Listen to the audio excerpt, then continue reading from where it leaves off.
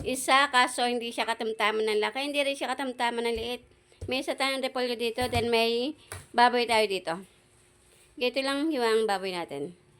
At ito lang dalawang ingredients ang gagamitin natin. Then may sibuyas din tayong dadagdag dito and oyster sauce. Yung oyster sauce kasi hawak ng batang maliit, ayaw ibigay. Ito lang dalawa ang gagamitin natin. Let's go! Yan na tayo ng mantika sa kawali. Yan ngayon, magigisa tayo ng sibuyas. Sige. Ngayon maglalagay tayo ng baboy.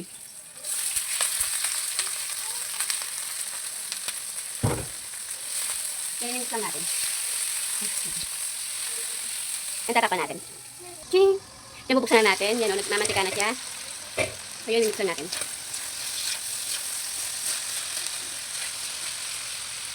Dinalagay na rin natin ang ating repolyo. Nugasan ko pala muna yan bago natin ilagay. Ay, bakit nakita yun?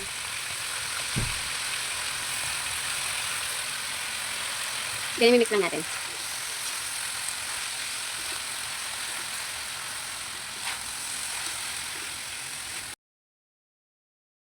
Tapan muna natin. Yan, bubuksan na natin.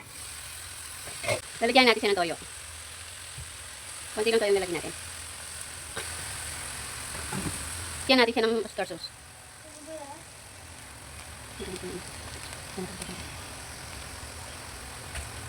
I-mix lang natin. Lagyan natin siya ng isang basong tubig. Lagyan natin siya ng paminta.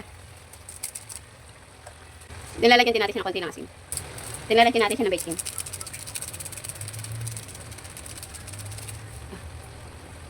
Then i-mix natin.